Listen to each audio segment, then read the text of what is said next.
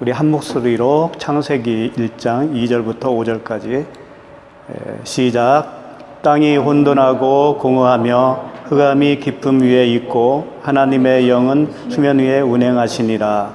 하나님이 이르시되 빛이 있으라 하시니 빛이 있었고 빛이 하나님이 보시기에 좋았더라. 하나님이 빛과 어둠을 나누사 하나님이 빛을 낮이라 부르시고 어둠을 밤이라 부르시니 저녁이 되고 아침이 되니 이는 첫째 날이니라. 아멘. 말씀의 제목은 빛이신 그리스도예요. 빛이신 그리스도.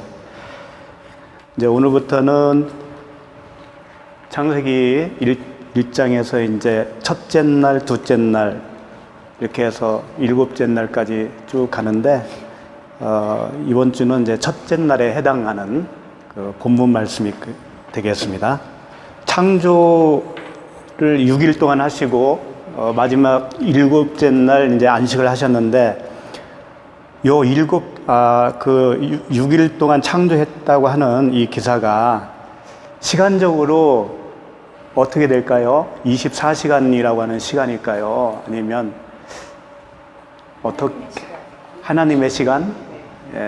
또 어떤 견해를 가지고 계세요? 이제 오늘 이 말씀에 빛이 있으라 해서 이제 빛이 있었다. 이 빛이 무슨 빛을 얘기하겠어요? 태양빛을 얘기한 것은 아닐 거예요. 왜냐하면 넷째 날에 그 해, 달, 별이라고 우리가 알고 있는 그 빛, 태양빛, 태양이 만들어진 것이 넷째 날에 만들어졌거든요. 그러면 이 첫째 날, 둘째 날, 셋째 날까지는 어쨌든 24시간의 개념은 아닐 거예요. 그죠? 또 이런 말씀도 하죠. 주께서는 천년이 하루 같고, 그 하루가 천년 같으니까 요 하루 첫째 날, 둘째 날이 어쩌면 천년일 수도 있고, 2000년일 수도 있고, 그건 우리 생각으로는 계산할 수 없는 거다라고 또 생각할 수도 있죠. 근데 어쨌거나 이렇게 생각하는 이유는 이 창조 6일을 어떤 이 우주 만물 또는 지구의 이제 생성 과정, 그 물리적인 창조로만 국한할 때 그런 생각을 가지게 되는 거예요. 아, 이게 24시간인가? 아니면 하루가 1000년인가? 뭐 이런 이야기. 근데 성경은 알고 보면 그런 개념의 하루가 아니라는 거예요. 이제 그걸 오늘 살펴보게 될 거예요. 그러니까 오늘 말씀 2절에 보면 땅이 혼돈하고 공허하며 흑암이 깊음 위에 있고 이렇게 말씀을 시작하셨는데 땅이라고 했을 때 이 땅은 무엇을 가리키는 건가? 이미 우리가 살펴봤죠. 그렇죠. 바로 나예요, 나. 나라고 하는 땅이죠. 이 땅을 뭐 지구의 한 땅덩어리다 이렇게 생각을 하면 안 되는 거예요, 이제는. 땅은 예수님이 비유로 하신 말씀과 같이 그 사람의 마음을 의미한다 라고 하는 거죠. 주기도문에서도 뜻이 하늘에서 이룬 것 같이 땅에서도 이루어지다 이런 말씀이 있을 때 그 땅과 하늘이 정확하게 창세기에서 나온 말씀과 일치하는 말씀이에요. 창세기에서 그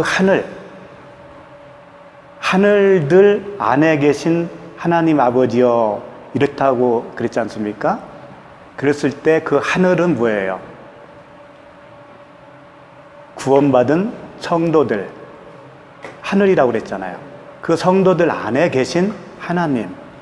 그러니까 하늘은 뭔지 알겠죠? 구원받은 자가 하늘이 되는 거죠? 그럼 땅은 뭐겠어요? 땅은. 그렇지. 구원받기 전. 그러면 이 뜻이 하늘에서 이룬 것 같이 땅에서도 이루어지는 것은 뭐겠어요?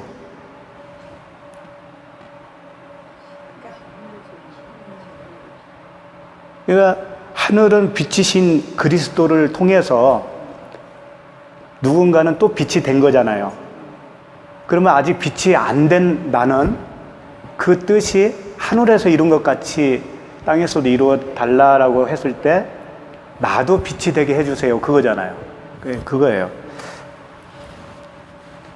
그렇게 우리가 이해를 해야 말씀이 잘 풀어지는 거예요. 그런데 땅, 즉 인간의 그 상태가 우리의 이성적으로는 이해할 수 없는 상태로 지어졌다고 말씀하시는 거예요. 성경에. 2절을 다시 한번 보세요. 땅이 나죠, 나. 땅 하면 나예요. 내가 혼돈하고 공허하며 흑암이 깊음 위에 있다라는 거예요. 그러면 혼돈과 공허와 흑암이 뭘까? 어떤 상태일까? 그걸 사전적인 원어로 봐도 그 혼돈이라고 했을 때 혼돈은 토후거든요. 토후인데 텅 비어 있다. 형체가 없다. 그런 뜻이에요. 내가 그렇게 지어졌다라는 거예요. 내가 땅이 혼돈은 우리가 혼돈이라고 하면 이렇게 생각을 할 수가 있죠. 뭔가가 많이 있어서 이것이 어지럽고 뒤죽박죽되고 얽혀있는 상태를 생각하는데 이제 한글로 번역이 되어서 그런 건데 혼돈은 아니고 없음이란 말이에요. 그냥 nothing, 없는 거예요. 아무것도 없는 것.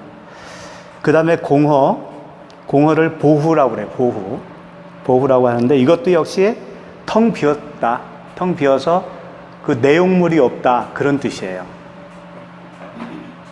이해가 됩니까? 내가 이렇게 버젓이 살아있고 생각도 하고 일도 하고 하는데 내가 왜 텅 비어있지? 아무것도 없다고 그러지? 형체도 없고 내용도 없다고 왜 말씀하실까? 그게 이해가 안 간단 말이에요. 그러면 혼돈, 텅 비어있고 형체도 없고 그 다음에 공허 역시 텅 비어서 내용물이 없다. 그러면 그 안에 생명이 있는 거예요? 없는 거예요? 없는 거예요. 생명이 없는 거죠. 그래서 그걸 흑암이라고 그래. 흑암은 호세크라고 하는데요. 이게 이제 생명이 없다. 죽어 있다. 사망 그런 뜻이에요. 그러니까 이런 단어를 쓴 이유는 우리 인간은 하나님이 원래 지키를 생명이 없는 존재로 지었다라고 하는 거예요. 그 생명은 당연히 어떤 생명을 말씀할까요? 하늘의 생명, 하나님만이 가지고 있는 그 생명을 얘기하겠죠? 예. 우선 이렇게 짓는 거예요, 우리를, 땅을. 그 흑암이라고 돼 있는 호세크가 나중에 4절 보시면 어둠을 나누사 그랬어요. 빛과 어둠을 나누사 할 때 이 어둠이 호세크예요. 그러니까 이 단어가 이제 어둠으로 번역이 된 건데 같은 겁니다. 그러니까 어둠, 그 다음에 흑암 같은 단어라고 생각하시면 돼요. 이 흑암이 어떤 상태인가를 잘 설명해 주는 말씀이 있는데 시편 107편 14절이에요. 제가 읽어 드릴게요. 흑암과 사망의 그늘에서 인도하여 내시고 그들의 얼거맨줄을 끊으셨도다. 이렇게 흑암과 사망의 그늘에서 인도했다라고 해요. 우리를, 이스라엘을. 그러니까 흑암은 사망이라는 단어와 같다라는 거예요. 그 사망인 상태가 흑암이라는 거예요. 흑암은 죽음, 사망 그 상태를 말씀하고 있는 거죠. 그러니까 우리 모든 인간은 이 영적 상태로 봤을 때 먼저 없음으로 지으셨다 이거예요. 땅을. 생명이 없는 그 없음으로. 그렇다면 우리 안에서 나오는 모든 것 있죠. 내 생각, 내 판단, 내 안에서 나오는 모든 말, 그것들이 뭐라는 거예요, 그러면? 없음이에요. 하나님 앞에서는 없음이라고 그게. 그래서 그걸 거짓말이라고도 해, 하나님이. 너 거짓말 하지 마. 아무리 인간이 옳은 말을 해도요, 그것은 거짓말이라는 거예요. 진리가 아니니까. 아무리 자기 몸을 불살라서 남을 도와준다 할지라도 그것은 없음이라는 거지. 아무런 그 구원과는 관계없는, 좀 속된 말로 하면 지랄이라는 거예요. 지랄. 그걸 너희들이 아느냐 이거지. 너희들이 그거 아냐? 근데 우리는 잘 몰랐잖아요, 그걸. 그냥 근사한 사람 또는 조금 나보다 잘난 사람에 비해서는 떨어질지 몰라도 그래도 나름대로 나는 괜찮은 사람이야 하면서 살고 있잖아요. 그러니까 이렇게 죽어 있는 상태, 아무것도 없는 상태로 지었다라고 말씀을 하시면 듣는 우리는 기분이 좋을까요? 나쁠까요? 기분이 좋아요? 나빠요? 나빠요? 예. 왜 나쁠까? 나는 좋을 것 같은데. 한번 잘 생각해 보세요. 만약에 하나님이 우리를 뭔가 있음으로 지었다라고 칩시다. 하나님이 가치, 하나님이 판단하는 가치가 우리에게 뭔가 있다라고 부여를 해줬다고 칩시다. 그러면 그걸 가지고 우리는 사는 거죠. 그러면 하나님은 그 가치에 대해서 뭔가 찾으려고 할 거예요. 그러죠? 예를 들면 은행에서 우리에게 돈을 빌려주면 이자라는 뭔가를 찾잖아요. 그죠? 그러면 빌린 사람 입장에서는 그걸 갚아야 하는 책임이 있잖아요. 채무가 있는 거죠. 그러니까 우리를 있음으로 지었다면 그 있음에 맞는 책임이 우리에게 있는 거죠. 책임이 있는 거예요. 우리가 뭔가 이렇게 열매로 내야 되는 거예요. 근데 아무것도 없이 우리를 지었다라고 하는 의미 속에는 아무것도 원하지 않는다는 의미도 함께 있는 거예요. 그렇지 않겠어요? 그리고 아무런 책임도 너에게서 찾지 않는다라고 하는 의미도 들어있지 않겠어요? 그러면 그 안에 무엇도 없는 거예요. 우리가 자꾸 기독교 하면 먼저 떠오르는 게 뭐예요? 하나님 앞에서 내가 뭐다? 그렇지, 죄인. 그 죄가 있을까요, 없을까요? 죄도 없어요. 생명도 없으니까 죄도 없는 거라니까. 무슨 얘기인지 모르겠어요? 우리를 아무것도 아닌 존재로 졌다라는 것은 책임도 없고 죄도 없고 의무도 없고 아무것도 없는 거예요. 우리는. 네, 없는 거예요. 그렇게 지어놓고서는 하나님이 보시기에 좋았다라고 하는 거죠. 그 상태가 하나님이 보시기에 좋았더라. 잘 이해가 안 가죠? 우리 원죄. 그러니까 이제 그게 이제 조금 바로 말씀드릴게요. 나는 아무것도 없는 거고 나싱인데 내가 있는 것처럼 하죠. 그게 죄라고요. 있는 것처럼 하는 게 죄라니까. 네. 그러니까 구원받았네 하고서 하나님께 영광 돌리자 하고서 뭘 해요? 뭘 자꾸 하죠? 그건 내가 있음이라고 하는 것을 드러내려고 시도를 하는 거잖아요.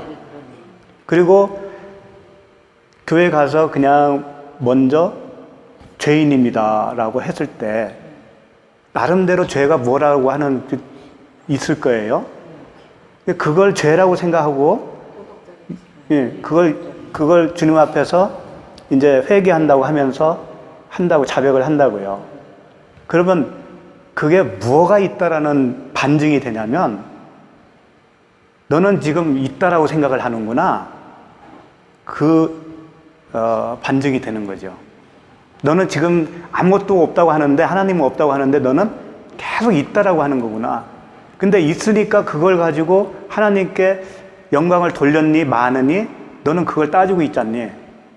하나님 앞에서 뭘 잘했니 못했니? 이걸 따지고 있지? 그게 죄라는 거예요. 그게.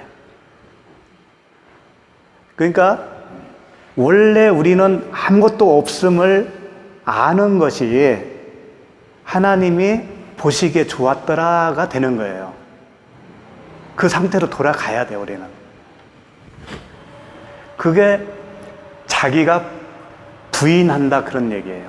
자기를 부인하고, 누구든지 나를 따라오려거든 자기를 부인하라고 그랬죠.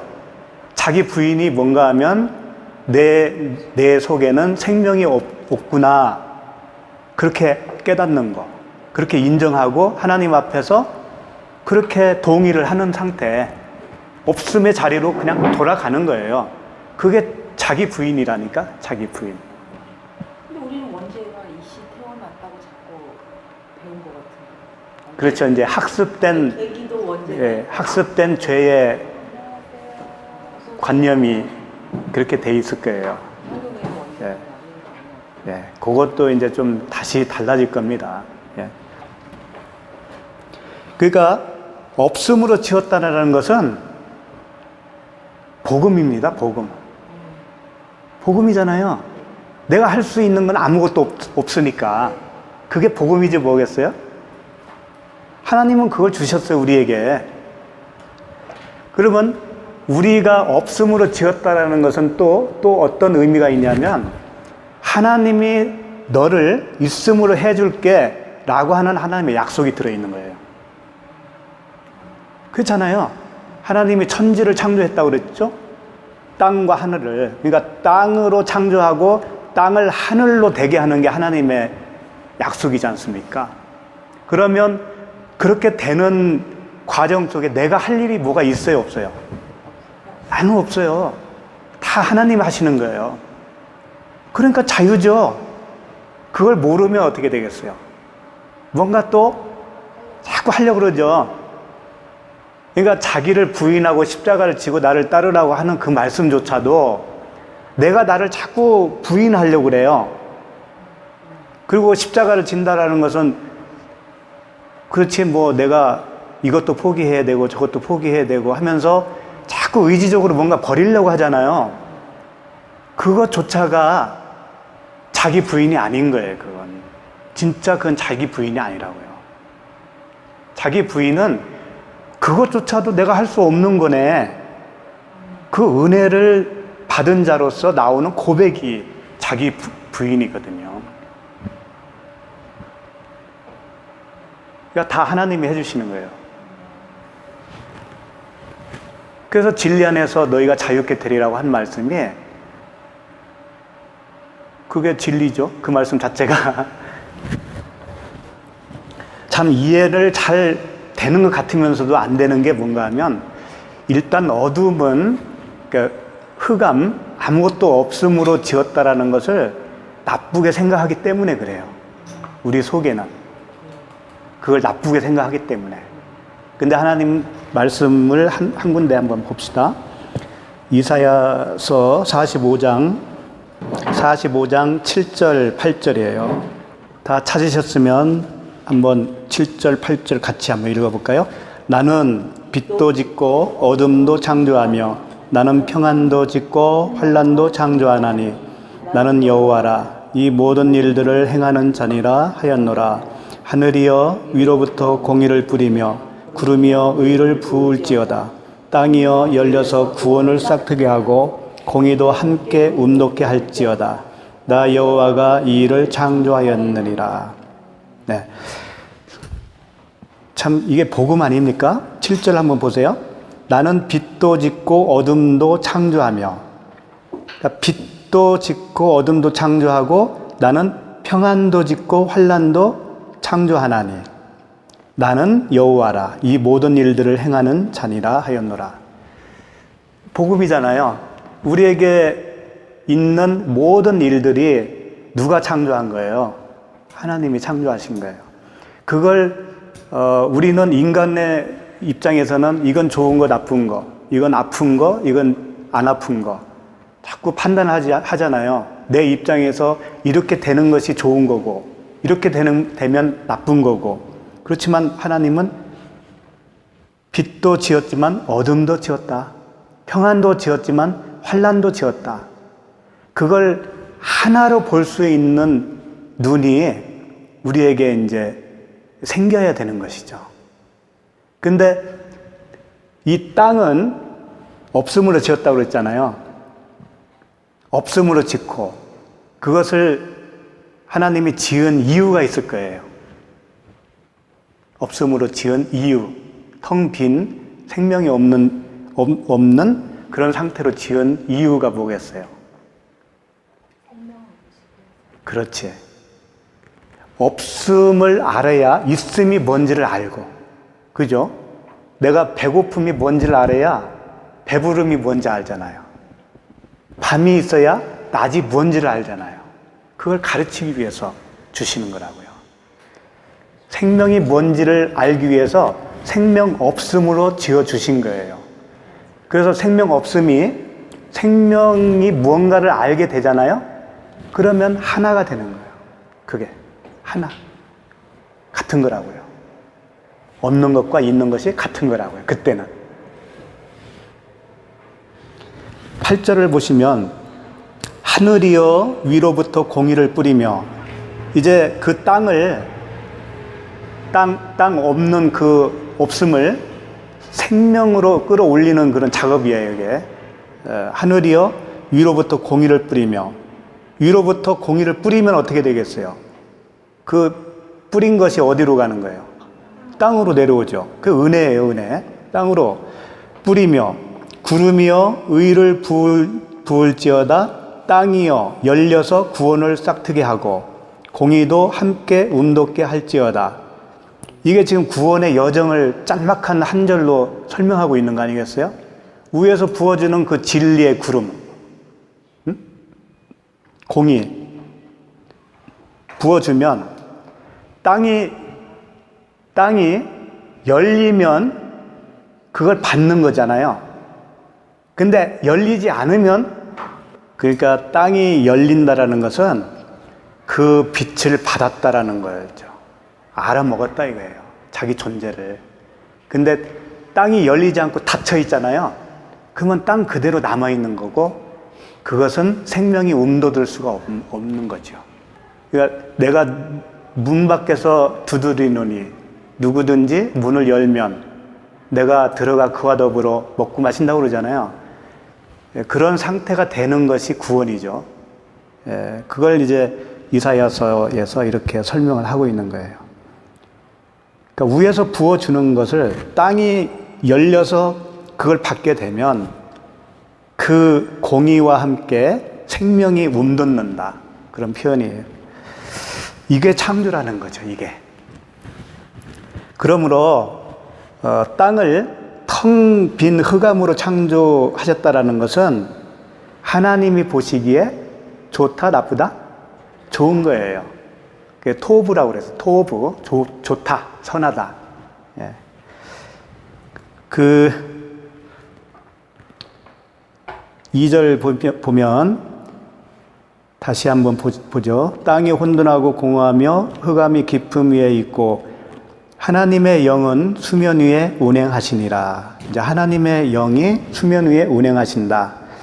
이게 바로 아까 방금 읽었던 위에서 그 내려주는 은혜, 성령으로 통해서 우리가 구원을 얻게 되는 그 하나님의 구원의 과정을 짤막한 이 한 절 속에서 설명하고 있는 거예요.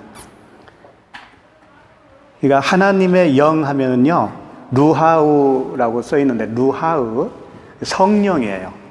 히브리어로는 루하우, 그 다음에 헬라어로는 성령이거든요. 푸뉴마, 하기오스 푸뉴마. 같은 거라고요. 그러니까 성령께서 이 흑암, 없음으로 지어놓고 그 땅 위에 이렇게 운행하시는 거죠. 왜 그러겠어요? 이제 그 땅을 뭘로 만들어야 돼요? 생명을 주시기 위해서. 그렇죠? 그래서 이 모습은 성령을 통해서 없음으로 지은 땅적 존재들에게 생명을 불어넣는 그 행하심을 표현하고 있죠.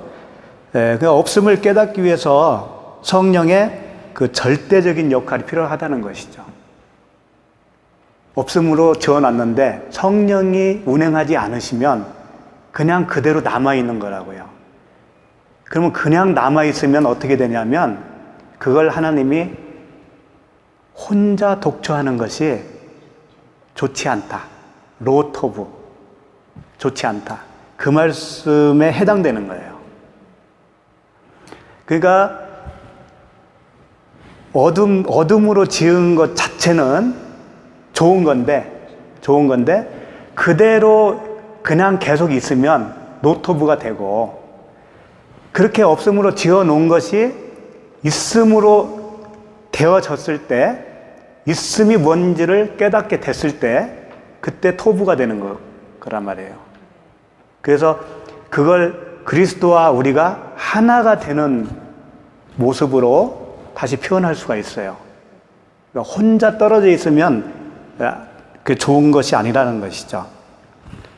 그러면 이제 그 성령이 우리에게 오시면 3절로 보세요. 3절 보시면 하나님이 이르시되 빛이 있으라 하시니 빛이 있었고, 빛이 등장하지 않습니까? 그렇죠. 요한복음에는 이 빛을 뭐라고 했냐면 사람들의 빛인데 생명이라고 그랬다고요. 사람 안에 있는 생명, 곧 빛. 그러니까 그리스도라는 거죠.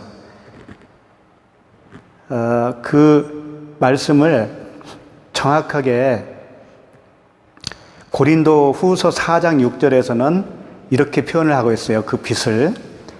어두운 데에 빛이 빛이라 말씀하셨던 그 하나님께서, 지금 3절 말씀을 그대로 설명하고 있는 거예요. 하나님이 이르시되 빛이 있으라 하시니 빛이 있었고 그랬잖아요. 이걸 고린도 후서에서 어두운 데에 빛이 빛이라 말씀하셨던 그 하나님께서 예수 그리스도의 얼굴에 있는 하나님의 영광을 아는 빛을 우리 마음에 비추셨느니라. 이렇게 정확하게 설명을 하고 있다고요. 그러니까 이 빛은 뭐라고요? 그렇죠. 그리스도예요. 그리스도고 그게 생명이고. 자, 그 다음에 요한복음 1장 내가 읽어드릴게요. 1장 4, 5절 보면 그 안에 생명이 있었으니 이 생명은 사람들의 빛이다 그랬어요. 그러니까 생명이 곧 빛이라는 거예요. 그리고 빛이 어둠의 빛이 돼 어둠이 깨닫지 못하더라. 그러니까 그리스도가 빛이시고 그 빛이 생명인데 우리는 어둠으로 지어졌잖아요. 어둠에 그 빛이 비춰지니까 어둠이 깨달으면 땅이 아까 이사야서에서 설명했던 것처럼 땅이 열리는 거잖아요. 열리면 빛을 받는 건데 깨닫지 못하더라 라고 하는 말씀은 열리지 않더라, 알아보지를 못하더라, 이제 그런 얘기죠. 그러면서 요한복음 1장 12절에 넘어가면 영접하는 자, 곧 그 이름을 믿는 자들에게는 하나님의 자녀가 되는 권세를 주셨다 그랬죠.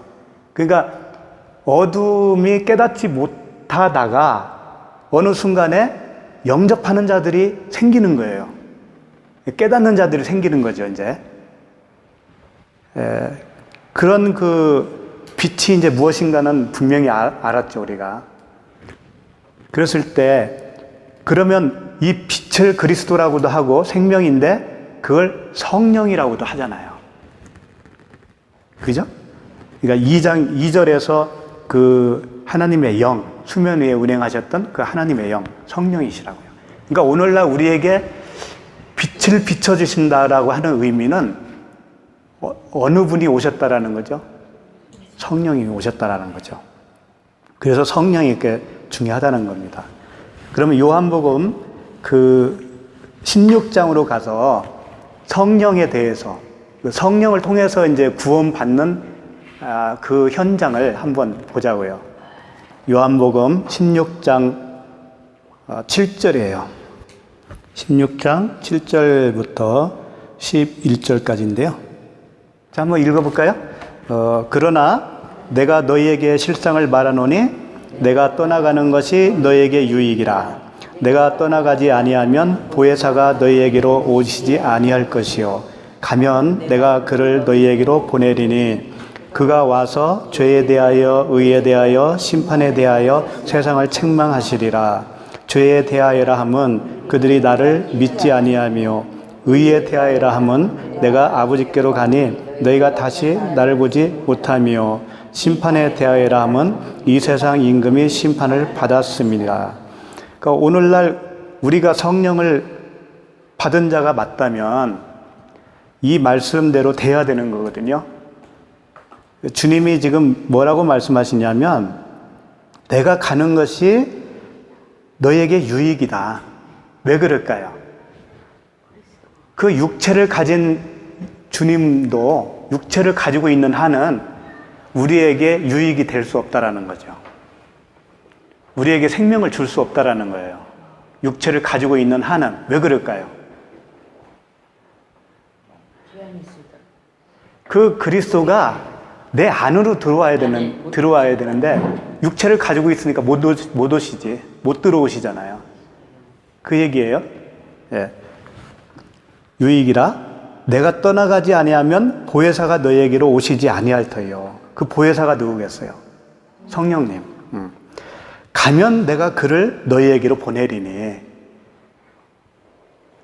그리고 나서 하신 말씀이 그가 와서 그 성령이 오시면 죄에 대하여 의에 대하여 심판에 대하여 세상을 책망하시리라. 그러니까 세 가지죠. 죄에 대하여 의에 대하여 심판에 대해서. 책망한다고 그랬는데 이 책망이라고 하는 엘렌코라고 하는 단어는 뭐 야단치고 이런 뜻이 아니에요. 내가 알아들을 때까지 가르친다라고 하는 그 의미가 있어요. 집요하게 알아들을 때까지 가르친다. 얼마나 좋은 단어예요. 책망은 막 어떤 야단 맞는다, 좀 부정적인 면이 있잖아요. 그런 뜻이 아니에요. 그러니까 성령이 오시면 누구든지 이걸 알게 된다라는 거예요. 이거 알 때까지 가르쳐 주신다라는 거죠. 그런데 그 세 가지가 무언지를 아예 말씀을 하시고 가셨어요. 예수님이. 죄에 대하여라 함은 그들이 나를 믿지 아니하며 그랬어요. 그러니까 죄가 뭔지를 여기서 딱 단적으로 주님이 못을 박았잖아요. 그죠? 죄에 대하여. 예수를 믿으면 죄가 없는 거고 안 믿으면 죄가 있는 거잖아요. 근데 주님이 여기서 죄에 대해서 의에 대해서 심판에 대해서 쭉 설명을 하셨어요. 하셨는데 그러면 이 설명하신 대로 우리가 알아들으면 성령이 오실 필요 없잖아요. 예수님이 이미 다 말씀하고 가셨으니까. 그렇다면 이 말씀하신 이 내용이 이 문자대로 받을 수 있는 그런 내용이 아니라는 것쯤은 추측할 수 있죠. 성령을 받지 않고서는 이해할 수 없는 내용이라는 거예요, 이게. 주님이 풀어서 설명했을 망정. 그러니까 한번 생각해 보세요. 예수 그리스도를 안 믿는다는 것이 죄라고 했는데, 그럼 믿는다는 것은 뭘까? 그 설명하실 수 있나요? 어떻게 하는 게 믿는 거지? 그러니까 우리도 지금까지 몇십 년 교회 다니시면서 이제 그 과정 속에 예수를 믿는다고 하지 않았습니까? 그죠? 한 1년 정도 다니고 나서 그런 말을 하게 됐는지 잘 기억은 안 나는데 아마 1년 만에 저 같은 경우는 세례를 받았거든요. 그러니까 그때 아마 예수 믿는다고 고백을 했을 거예요. 그러면 내가 믿는다고 하는 그 고백을 얘기하는 건가? 아니면 나 기독교인이에요, 나 교회 다녀요 하는 걸 말하는 걸까? 영접하는 거? 그 영접을 한다는 것이 뭘까? 어떻게 영접을 하지? 수긍하는 거. 아, 수긍하는 거? 말씀에 대해서? 예. 그 만약에 그 말씀을 오해했다면 어떻게 되지? 오해해서 수긍을 했다면? 깨닫게 하시겠죠? 오해해도. 예. 그리스도가 하나 되는 거. 하나 되는 거. 그렇지, 결국은 그거예요. 그러니까 내가 믿는다라고 하는 것은 의미가 없어요. 예, 그러니까 우리가 좀 착각하고 있는 게 자녀들이 아침에 일어나자마자 어머니, 아버지한테 가서 당신이 우리 부모인 줄 내가 믿습니다 라고 고백을 하는 것이 오늘날 기독교인들이 하는 그런 행태라고요. 믿으면 믿는다는 얘기를 할 필요가 없어요. 그렇잖아요. 기도한 대로 될 줄로 믿습니다 막 그러잖아요. 힘줘서. 그것은 믿지 못하다는 얘기예요. 그게 믿음이 있는 것 같지만 밤새도록 기도하는 게 믿음이 있는 것 같아요? 옛날에 믿음 있는 것처럼 보여요. 그렇죠. 주님이 줄지 안 줄지 모르니까 그냥 때를 쓰는 믿음이 없으니까 그냥 때를 쓰는 거죠. 근데 그걸 겉으로 보기에는 믿음이 있는 걸로 보이잖아요. 그래서 우리는 속을 수가 있는 거예요. 더군다나 금식을 하면서 때를 쓰면 더 한다고요. 예수님이 배에서 이렇게 주무실 때 풍랑이 일으니까 막 깨우잖아요. 그러니까 오늘날로 말하면 기도한 거잖아요, 기도. 그러면서 기도로 주님이 주무시는 걸 깨워야 된다 그러잖아요. 근데 주님이 일어나셔서 뭐라고 그랬어요? 그렇지. 책망을 받았잖아요. 믿음 없다고. 잘 생각해야 돼요. 그러니까 이 예수 그리스도를 믿지 않는 것이 죄라고 했을 때 어떻게 되는 것이 정말 믿는 거고 어떻게 되는 것이 믿지 않는 거냐. 그것은 이 믿음이라고 하는 단어 속에 힌트가 있어요. 피스티스라고 하는 믿음에서 파생된 같은 단어예요. 피스티오. 믿음인데 이것은 인간에게 없어요. 인간에게는 없다고요. 우리는 아무것도 없는 거라고 했잖아요. 네. 그냥 텅 빈 거라고 했잖아요. 근데 자꾸 내가 믿는다고 하는데 그러면 내가 믿음이라는 게 내가 있었다라는 얘기가 되는데 그 말이 안 맞죠? 그러니까 믿음이라고 내가 예수님을 믿는다고 하는 정말 고백을 하려면 그 믿음을 가지고 있는 자가 나에게 들어오셔야 된다는 거지. 그러니까 결국은 같은 얘기를 이 세 가지로 나눠서 설명했다고 볼 수가 있어요. 내가 너에게 들어가야, 내가 믿음을 가지고 너에게 들어가야 비로소 네가 나를 믿는 자가 되는 거야. 그걸 설명하고 있는 거거든요. 그러니까 그냥 나 예수 믿어요 이 말 가지고는 믿는다고 볼 수가 없는 거죠. 그 다음에 이제 의에 대하여라 함은 내가 아버지께로 가니 너희가 다시 나를 보지 못하며 그랬어요. 그러니까 예수님이 아버지께로 가는 것이 의라고 지금 말씀하신 거거든요. 이게 무슨 뜻일까요?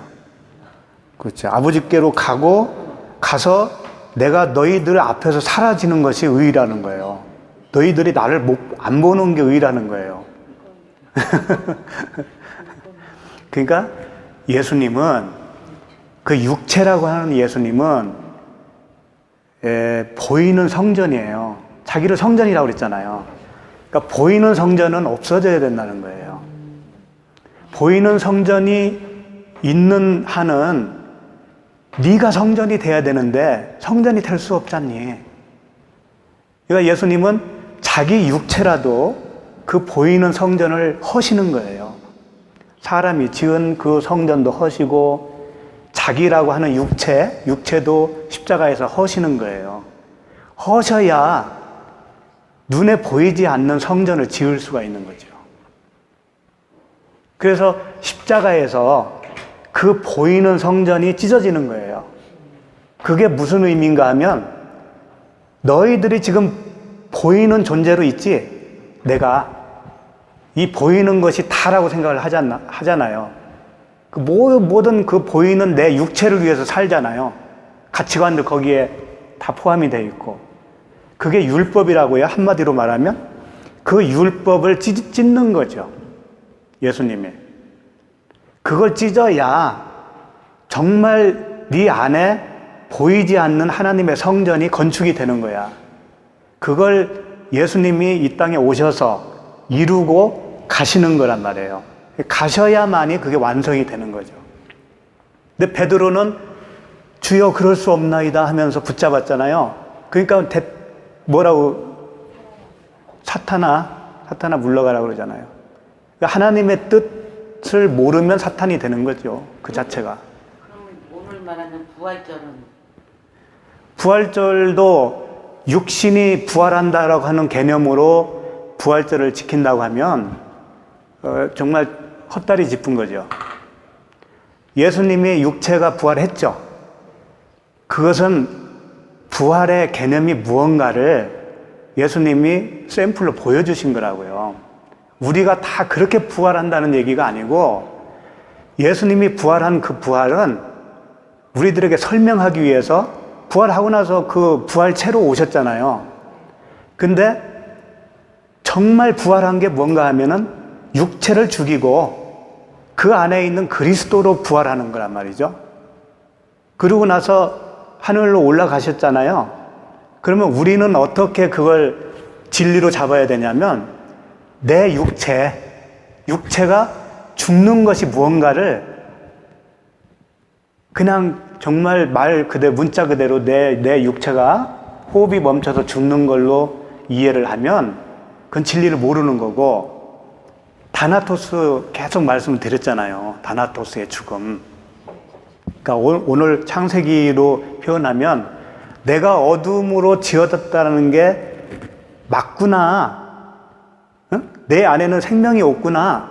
이걸 내가 아는 순간에 내가 죽었다라고 하는 거예요. 나라고 하는 육체가. 그게 죽는 거예요, 그게. 그러면 죽으면 어떻게 되는 거예요, 이제? 새 생명을 수혜받고 부활하겠죠. 그러니까 성경에서 정말 하고 싶은 부활은 무슨 부활이냐면 내 속에서 내 옛사람이 죽고 새 사람으로 태어나면 그게 부활이라고요. 육체로 그러니까 성경 말씀이 그렇게 오해할 수 있게 또 쓰여져 있기도 해요. 그렇지만 육체의 부활이라고 했을 때 몸의 부활이라고 하잖아요. 몸의 부활이라고 했을 때는 그 몸을 우리가 어떻게 오해를 했냐면 이 살덩어리를 몸이라고 생각했기 때문에 그래요. 그 몸은 사르스가 아니고 사르스는 이 육체 살덩어리를 얘기한다면 소마거든요. 소마는 내 육체 안에 있는 내 영을 말하는 거예요. 그러니까 혼적인 내가 죽고 그 푸뉴마로 살아나는 거, 영으로 살아나는 거. 그게 진정한 부활인 거예요, 그게. 그러니까 그 부활절이다, 뭐 크리스마스다 이런 절기들이 우리에게 다 있지만 사도 바울은 그 절기를 다 폐했다고 그랬는데 너희들이 그걸 다시 지키면 내가 허전한 거 아니겠냐. 그런 말씀까지도 했잖아요. 그러니까 종교 개혁이 오히려 그런 그 절기를 부활시켰다는 얘기도 있어요. 없던 것까지도 이렇게 넣어가지고 뭐 감사절이니 무슨 절이니 막 해가지고 많이들 하잖아요. 그러니까 진정한 부활은 내 안에서 내가 이 세상에 살아있는 동안에 일어나는 거예요. 생명이라는 것도 개념을 우리가 자칫 잘못하면 그렇게 죽은 다음에 얻는 어떤 그 생명을 생각을 하는데 네, 거듭났다라고 하는 말 속에 다 포함이 돼요. 거듭나는 것이 부활이고 거듭나는 것이 새 생명을 받은 거고 그래요. 그걸 오해하면 자꾸 뭘 이렇게 요란스럽게 밖에서 뭘 하려고 그래요. 내 안에서 하려고 하는 게 아니고 밖에서. 그런 부분도 좀. 자, 그 다음에 심판에 대하여라 하면 이 세상 임금이 심판을 받았습니다. 이게 무슨 뜻일까요? 심판에 대하여라면 이 세상 임금이 심판을 받았다.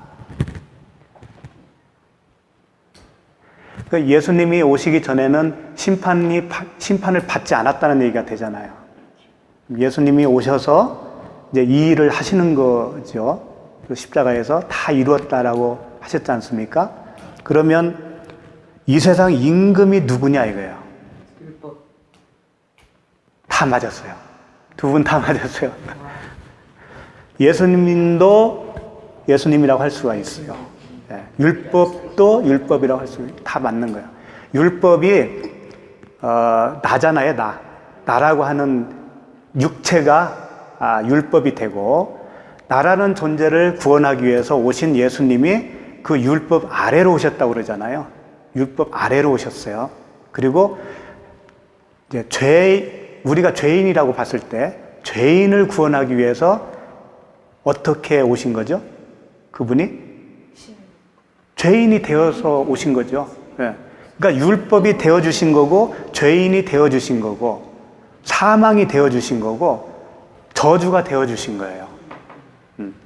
그래서 그리스도를 어떻게 표현했냐면, 여자에게서 나시고 율법 아래에 나심은 이렇게 설명을 하죠.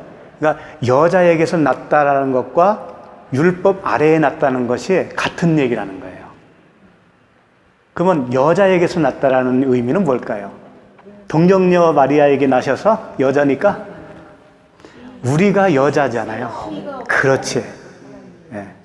그 네케바, 씨가 없는 네케바, 우리.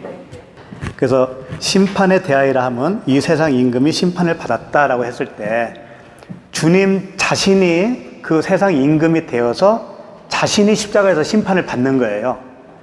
그러면 그 심판은 나에 대한 심판이니까 나도 거기서 심판을 받은 것이 되잖아요. 그래서 그리스도와 함께 십자가에 못 박혔나니 이런 말씀이 되고, 결국은 그 세상 임금은 밖에 어디에 있는 게 아니고, 공중 권세 잡은 자가 어디 밖에 있는 데가 아니고 누구라고요? 나예요, 나. 내가 심판을 받은 거예요. 그러면 그 어둠인 줄 모르고 살았던 내가 그 심판을 받았다라는 것은 이제 열릴 수 있다라는 거예요. 그게 길이 열렸다라는 거예요. 그 심판을 받았기 때문에. 그래서 그리스도가 이 땅에 오셨어야 하는 거죠. 그분이 오시지 않으면 어둠은 어둠으로 그대로 남았을 거예요. 응? 그런 그 복음의 메시지가 있죠. 자, 다시 창세기 1장으로 돌아가서 3절에 보시면, 하나님이 이르시되 빛이 있으라 하시니 빛이 있었고, 4절 빛이 하나님이 보시기에 좋았더라. 하나님이 빛과 어둠을 나누사 그러죠. 갑자기 그 빛과 어둠을 나눴어요.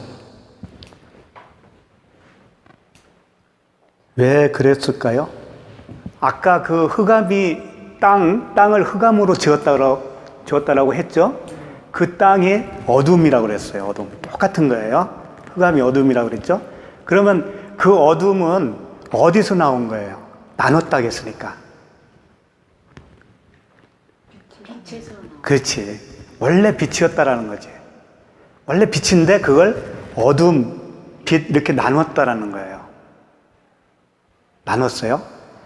그러니까 홀로 있는 것이, 독처하는 것이 좋지 않다라고 했지 않습니까? 근데 나눈 상태가 자체가 나쁜 게 아니고 그걸 못 알아먹는 게 나쁜 거예요. 그걸 알아먹게 하는 것이 이제 성령이 하시는 일이고, 그러면 이 하나님이 빛이 좋다라고 하시면서 갑자기 이렇게 빛과 어둠으로 나눴는데, 그 나눈 이유가 있었을 거 아니에요. 시편에 보면 제가 읽어드릴게요. 139장 12절에 보면, 주에게서는 흑암이 숨기지 못하며 밤이 낮과 같이 비추이나니 주에게는 흑암과 빛이 같음이니이다.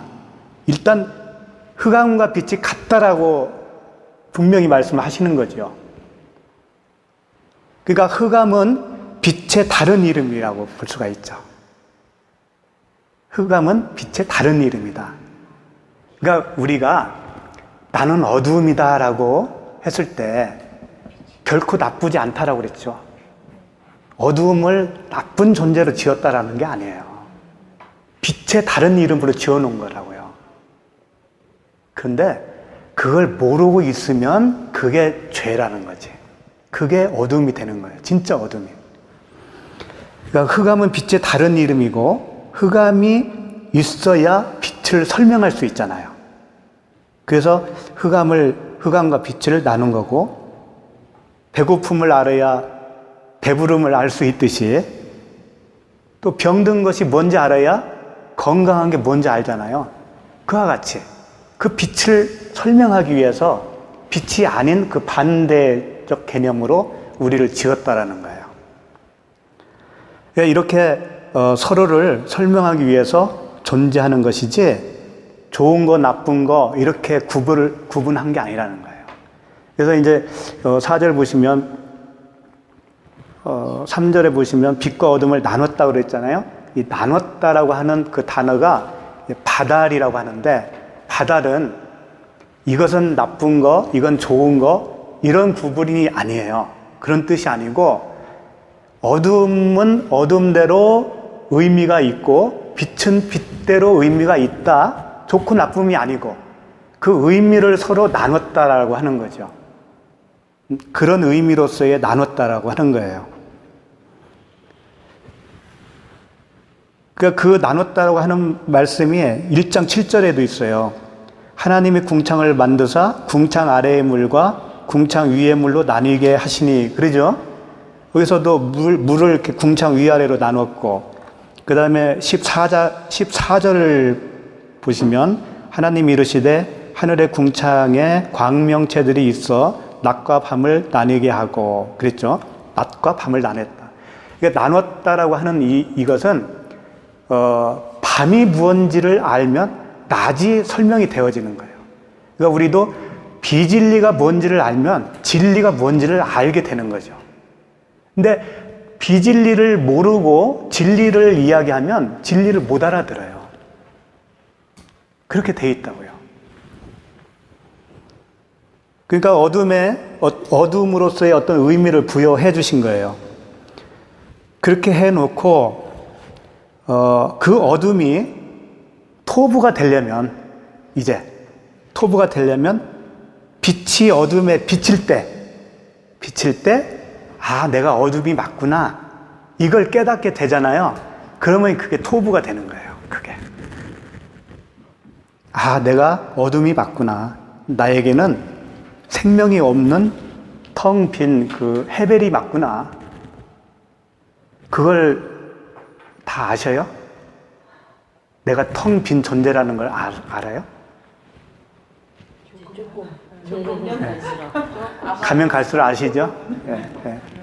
그렇죠. 그건 내가 뭐 이렇게 노력해서 아는 것도 아니고 하나님의 은혜로 알게 되어지는 거니까. 아까도 계속 설명드렸지만 복음이에요, 이게. 아무것도 없이 지어졌다고 하는 것은 아무 책임도 없잖아요. 의무도 없고. 내가 해야 할 것도 없고 구원을 내가 이루어 가는 것도 아니고 하나님이 은혜로 해주겠다라고 하는 약속이 거기에 들어가 있는 것이죠. 이제 5절 이제 마지막 보시고 이렇게 마무리하겠습니다. 5절 보시면 하나님이 빛을 낮이라 부르시고 어둠을 밤이라 부르시니라.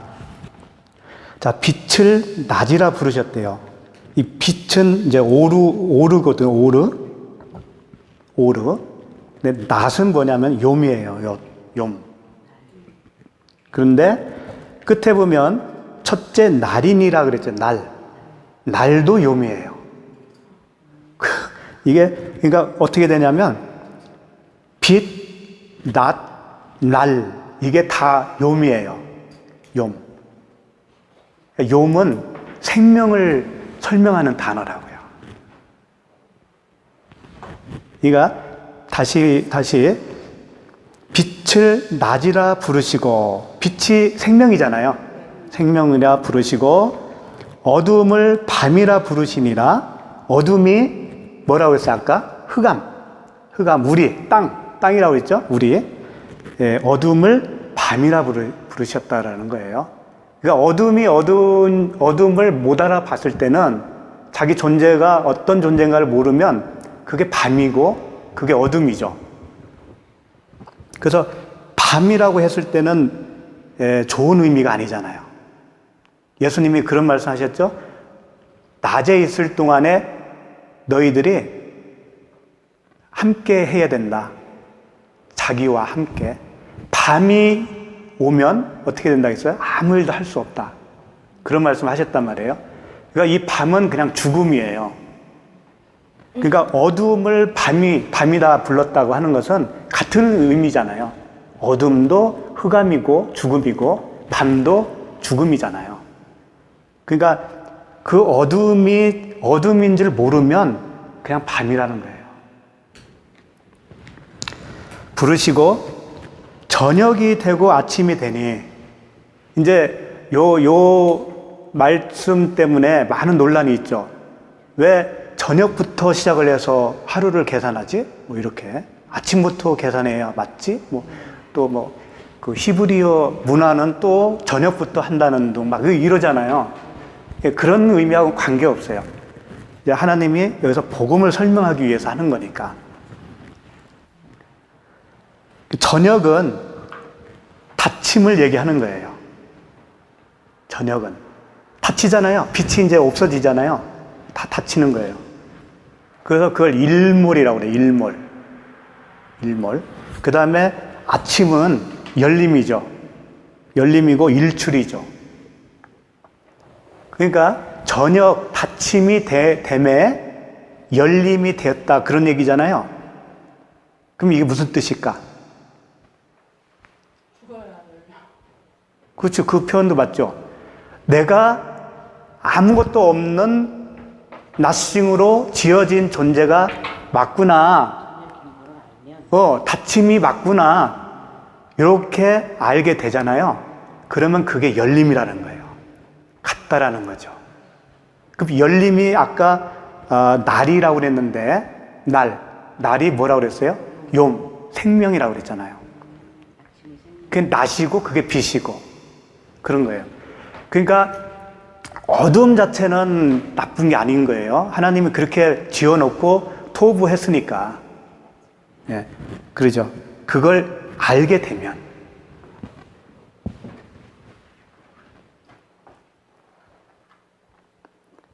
이 첫째 날이라고 했을 때는 그 어둠이 뭔지를 알고 생명이 되어서 그 한 날, 첫째 날이라고 하는 날을 이제 살게 되겠죠. 둘째 날도 마찬가지고, 꼭 첫째 날, 둘째 날 그게 중요한 게 아니고 새로운 날을 살게 되었다. 그게 부활 아닙니까? 그렇게 되어야 부활이잖아요. 우리가 새로운 날을 사는 거예요. 예. 그러니까 결국은 어둠, 그 저녁, 밤, 그것도 생명이에요. 참 어렵죠. 아까는 생명이 없다고 했는데, 하나님은 없음이라고 하는 생명으로 지어놓고 빛은 있음이라고 하는 생명으로 지어놓은 거예요. 어둠과 빛은 하나라고 그랬잖아요. 그러니까 없음과 있음은 같은 거라는 얘기예요. 근데 그걸 모르면 없으면 없은 대로 남고 있으면 있은 대로 남겠죠? 그러면 그건 노토부. 그래서 그리스도와 우리가 연합을 이루어야 된다고 하는 것을 자꾸 강조하잖아요. 하나가 되어야 된다.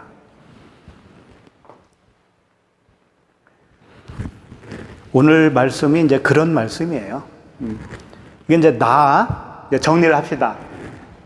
1장 2절에 보면 땅이라고 그랬죠. 땅이 혼돈하고 했을 때 땅은 누구예요? 그렇죠. 나라고 하는 땅을 혼돈과 공허와 흑암이라고 하는 텅 빈 존재로 생명이 없는 어둠의 존재로 지으신 이유는, 그런 이유는 생명이라는 빛이 비춰질 때, 아, 내가 생명 없는 어둠이구나. 내가 정말 텅 빈 존재였구나. 이걸 알아먹으면 땅을 하늘이 되게 되는 것이다. 그 순간에 내가 하늘이 되는 거다라고 하는 거예요. 복음이지 않습니까? 예. 이 사실을 온전히 알았다면 내가 행할 일도 없어요. 행할 일도 없고 나를 자랑할 것도 없죠. 나는 내가 한 건 아무것도 없으니까. 또 뭐 말하고 자랑할 것은 오직 뭐겠어요? 그렇지. 오직 진리의 그리스도만을 자랑할 수밖에 없죠, 우리는. 그렇게 되는 거예요. 그래서 예수님도 이 땅에 오셔서 내가 스스로 말하지 않는다고 그러잖아요. 내가 하는 것도 내가 스스로 하는 거 아니야.